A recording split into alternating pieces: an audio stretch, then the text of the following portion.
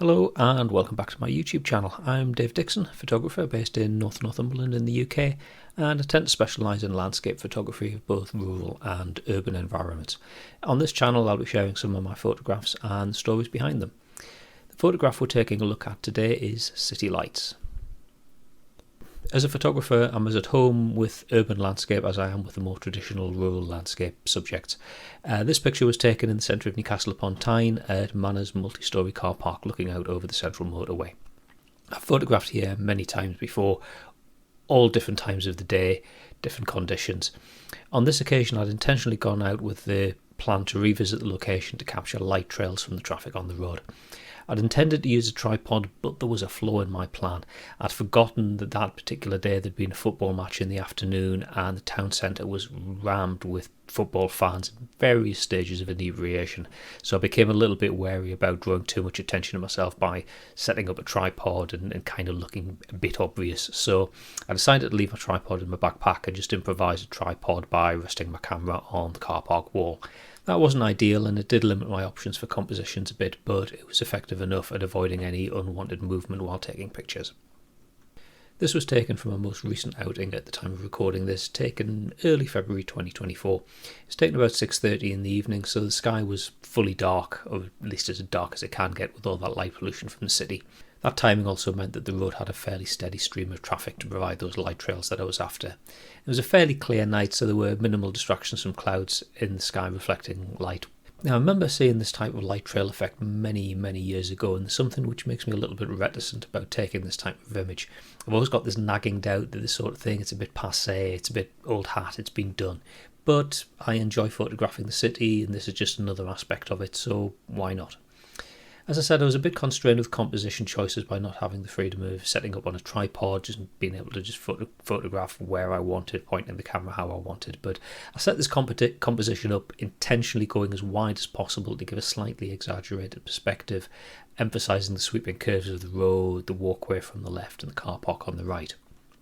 The camera's automatic white balance gave me something slightly colder than I was seeing with my eye, but to be honest, there's a starkness to that colour palette which really appeals to me. I like with my urban stuff so much to go a bit more down the grungy, grittier side, so that colder feel so it really suited my taste.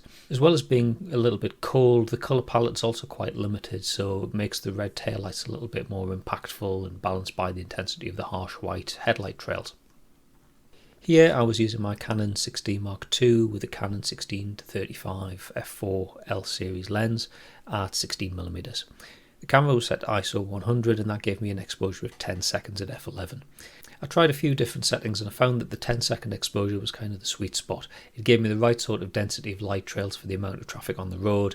The shorter exposure didn't yield enough interest and a longer exposure just swamped the light trails so much that individual trails became less defined. Generally the traffic was fairly steady, so there's a few peaks and troughs in volume, but it was just a case of keeping an eye on what was happening, judging whether there'd be enough traffic to go through the frame during the time of the exposure, and then just pressing the shutter release and hoping it all worked out. So much easier with digital.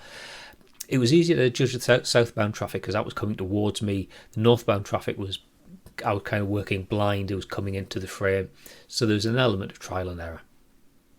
So back home, the raw image was converted to a straight JPEG using Canon's Digital Photo Professional, and that gave me something which was actually quite close to the final image.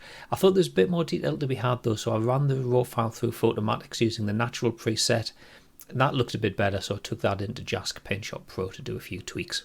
The HDR actually lost a little bit of detail from the sky. If you notice, the clouds sort of disappeared, so I blended the HDR and the straight JPEG together. There's a bit too much sky at the top of the frame, and I had in mind that I was wanting to use this image as a desktop wallpaper, so I cropped it down to give me that 16:9 ratio so it would fit my monitor. For the amount that I needed to crop from the vertical, that also meant I could lose that annoying mark on the road down towards the bottom right.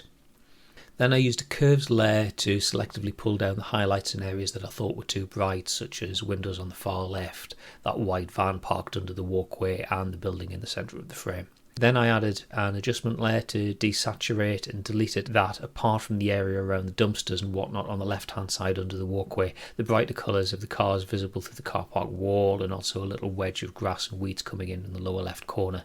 They were just a bit too bright in the frame. I wanted to make them less prominent. Then I adjusted the transparency of that layer down to 45%. It gave me something less saturated, but it still looked natural. Lastly, I added a subtle vignette. Obviously, it was going to darken down the lower corners.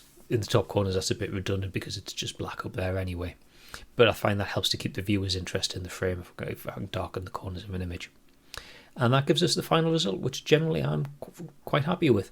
Like I say, I have many photographs from around this area, and indeed many from within a few feet probably of this vantage point. But this is that view under a particular set of conditions, which I haven't photographed very heavily.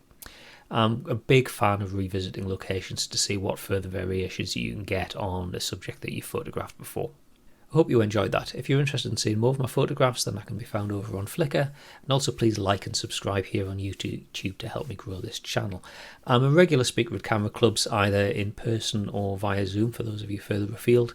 I've got quite a few presentations in my portfolio, so if you're a program secretary and you'd like me to do a presentation for your club, then please get in touch with me at tales.from.a.camera@gmail.com. And finally, thanks very much for watching.